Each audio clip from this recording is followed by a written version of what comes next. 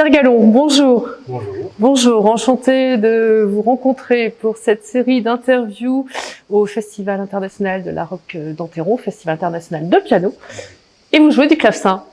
Et oui, ce vieux cousin qui a sa place quand même depuis longtemps à la rock d'Enterron. Et ça, c'est une chance pour nous d'avoir un peu notre place parmi ces grands monstres sacrés, tout de noir laqué.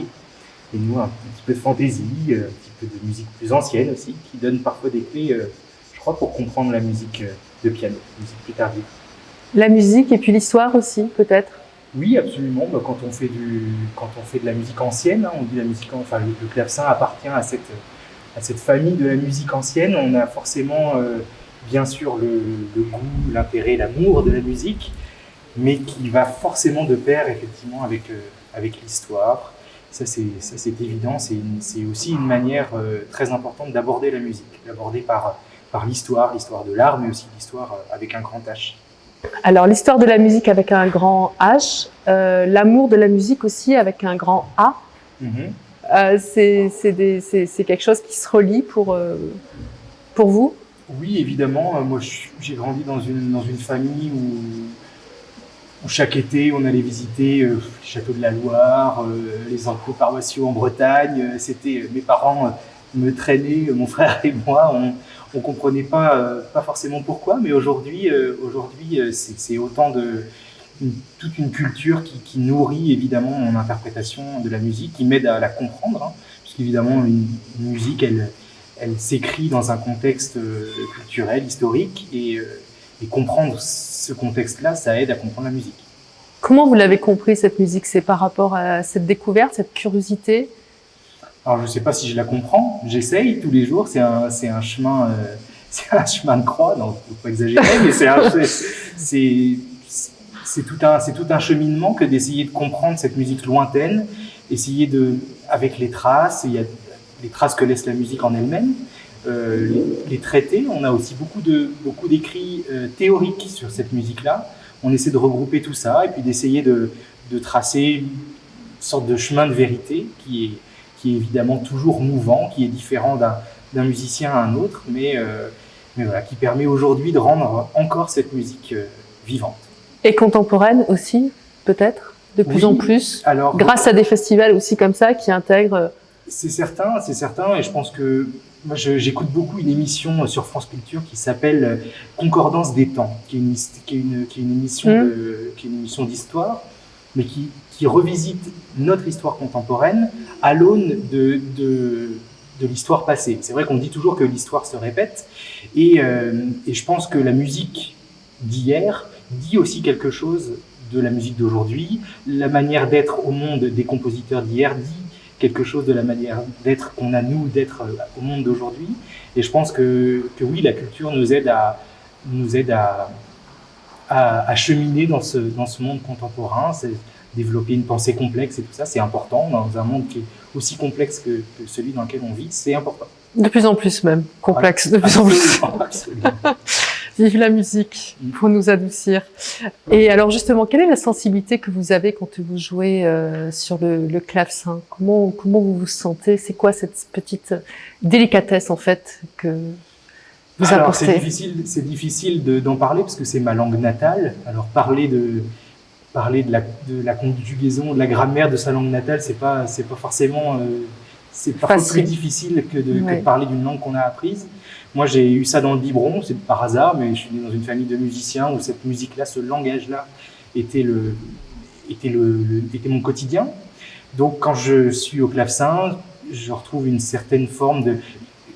C'est une petite anecdote comme ça, pas très intéressante, mais j'ai appris à lire la musique avant d'apprendre à lire les mots. Donc, finalement, quand je suis au clavecin, quand je suis face à cette musique-là, j'ai l'impression de reparler avec les miens, c'est ma langue maternelle. C'est des rapports complexes, la langue maternelle, des rapports évidemment de confiance, des rapports parfois de déchirement, des histoires de conflits, etc. Mais c'est aussi ce qui fait qu'on se sent soi. Et quand je suis au clavecin, je crois que je me sens moi. Comment c'est arrivé le clavecin? Parce que vous êtes dans une famille de musiciens, mais pas forcément au cœur des clavecins? Non, alors moi j'ai commencé le violon quand j'étais vraiment tout gamin, quand j'étais à l'école maternelle. Vous avez commencé à 5 ans, je crois, non? Ouais, peut-être même avant, mais quelque chose comme ça. Je m'en souviens même pas, pour tout vous dire. Enfin, j'ai des images. À un moment donné, j'ai eu envie de faire du clavier, parce que c'est pas le même rapport à la musique. Le violon, on fait une note à la fois, on a un rapport très mélodique. Donc, ce qui va assez bien quand on est enfant, parce qu'on chante beaucoup. En fait, tous les enfants, qu'on soit nés dans la musique ou pas, tous les enfants chantent. Et le violon, on chante avec un violon. On apprend à chanter, on apprend à tenir une mélodie. Quand j'ai un peu grandi, j'ai eu envie d'avoir un rapport à la musique plus général, plus distancié peut-être, plus complet. Et le clavier, parce qu'on joue plusieurs notes à la fois, parce qu'on joue de l'harmonie, permet cette approche de la musique de manière un peu plus complète. J'ai eu envie de faire ça en parallèle. Et je pense qu'à ce moment-là, il y a eu le coup de foudre. Alors pourquoi le clavecin plus que le piano? Peut-être c'est parce que il se trouve que dans ma famille, mon père est luthiste. Il joue ces instruments de la famille des guitares, les ancêtres de la guitare. Et le clavecin correspondait au langage de la musique que j'entendais à la maison. Voilà. Et alors, en termes de répertoire, est-ce que c'est peut-être plus restrictif aussi de jouer du clavecin, ou c'est tout le contraire? C'est tout le contraire, figurez-vous. Oui, parce qu'on a du répertoire de clavecin depuis la fin du XVe siècle. Et on arrête d'écrire pour le clavecin à la fin du XVIIIe. Je ne parle même pas de la musique contemporaine, et il y en a beaucoup. Mais rien que de la fin du XVe jusqu'à la fin du XVIIIe, il y a 3 siècles de clavecin sans aucune interruption. C'est plus que le piano, même si l'histoire du piano s'arrêtait aujourd'hui. Donc c'est colossal. Et du clavecin, il y en a partout. Il y en a dans les salons, il y en a à la maison, il y en a dans absolument toutes les formations de musique de chambre, du duo, carrément jusqu'à l'orchestre, grâce à ce qu'on appelle la basse continue. Le clavecin était au cœur des compositions musicales, au cœur de l'interprétation de la musique. Et donc c'est absolument colossal le répertoire pour clavecin. Et alors comment vous expliquez qu'il y a si peu de... Enfin, en tout cas, qu'il y a moins de clavecinistes que de pianistes, finalement? Parce que c'est une tradition qui s'est perdue, probablement. Effectivement, le piano supplante, prend la place du clavecin à la fin du XVIIIe siècle. Et puis là, il y a vraiment une grande pause de quasiment un siècle et demi. Il n'y a plus du tout de clavecin. On redécouvre un peu l'instrument au XXe siècle, mais sous une approche différente, de musique contemporaine, de conquête des timbres, etc. Et vraiment, le plaisir de rejouer la musique ancienne sur des instruments d'époque ou des copies d'instruments d'époque, c'est quelque chose qui est assez récent, qui date d'il y a une 50aine d'années. Donc il faut le temps que le mouvement se remette en route, alors que le piano, finalement, depuis la fin du XVIIIe, il n'y a plus aucune interruption. On a aujourd'hui un rapport au piano tel qu'on avait un rapport au clavecin autour de 1700. Et donc, voilà, le chemin se remet doucement en marche. Et en même temps, on a l'impression que la jeune génération, comme vous, justement, a tendance à revenir à ces instruments assez anciens. Oui. Vous avez remarqué ça aussi, notamment avec Pierre Antaï, justement, qui a vraiment popularisé cette musique-là. Oui, Pierre Antaï, et puis Gustave Leonhardt, la génération d'avant, son professeur. Il y a eu tout un mouvement à partir des années 60-70 qui ont vraiment fait table rase de la manière dont on avait de jouer la musique, cette musique ancienne, c'est-à-dire on l'a jouée un peu de la même manière qu'on jouait du Beethoven, du Brahms, etc., c'est-à-dire sans trop se poser la question, en continuant des espèces de réflexes d'interprétation qu'on apprenait de professeur en professeur, etc. Et il y a toute une génération qui a fait un peu table rase et qui s'est dit, attendez, on retourne aux sources, on retourne aux textes, on retourne aux instruments. Et qu'est-ce que ce retour aux sources nous raconte de cette musique-là? Et là, il y a eu une révolution absolument insensée. Et cette révolution continue encore d'infuser, de nourrir... je suis plus tout à fait jeune, mais encore les plus jeunes que moi. Et c'est formidable, parce que c'est vraiment une manière, comme je disais au début de notre petite conversation, moi qui ai fait du violon moderne, qui ai appris le violon moderne et qui ai appris le clavecin, c'est pas du tout la même manière d'enseigner, c'est pas du tout la même manière d'apprendre.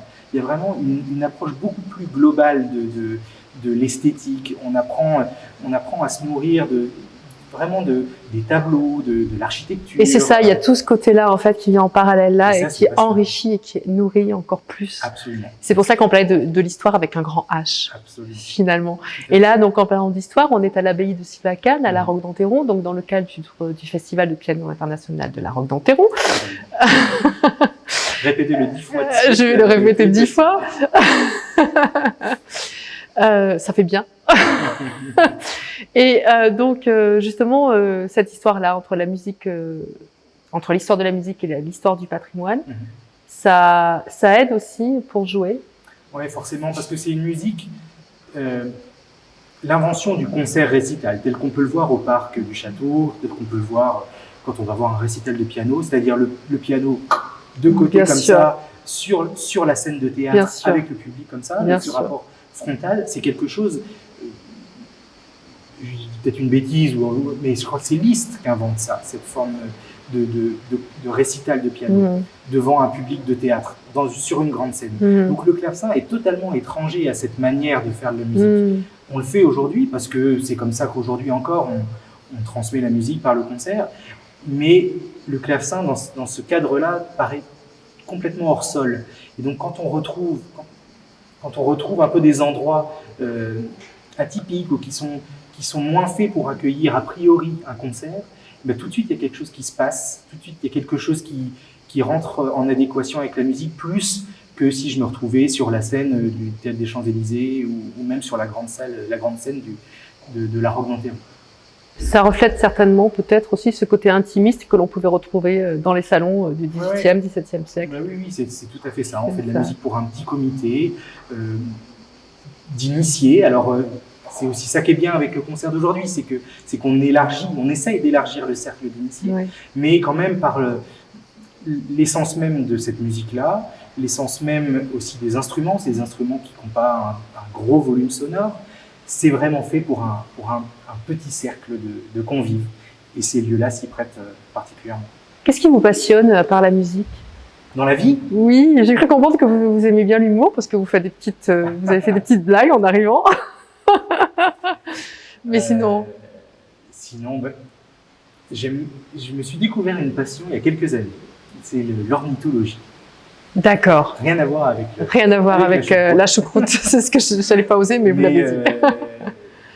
Mais oui, j'ai mis un peu le doigt dedans là, et je n'arrive plus à m'en sortir. Je ne pars plus jamais sans mes jumelles, sans mon appareil photo, sans mon guide d'oiseaux, et je découvre un monde nouveau qui était là tout juste sous mes yeux, enfin ou plutôt au-dessus de ma tête, et que j'ignorais jusque-là, 30 ans à ignorer ce monde incroyable des oiseaux, et c'est formidable. Et c'est une passion qui est super chouette parce que nous autres, les musiciens qui voyageons beaucoup, c'est une passion qu'on peut emporter partout. On va faire un concert à 50 km de chez soi, il y a des magnifiques oiseaux à voir à 50 km de chez soi, puis si on va à l'autre bout du monde, et ben cette passion-là peut toujours être sollicitée.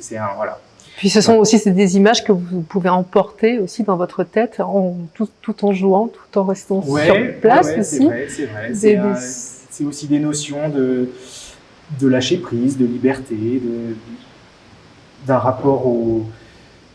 J'ai appris beaucoup dans la musique, on apprend beaucoup à être ancré dans le sol pour être bien. Et là, les oiseaux, c'est tout le contraire. Mais il manque évidemment pas de légèreté, ni d'assise quelque part. Ils ont la liberté en plus. Ça, on peut effectivement le convoquer. Merci beaucoup, Pierre Gallon. Merci à vous. Et bon concert. Merci beaucoup. Merci.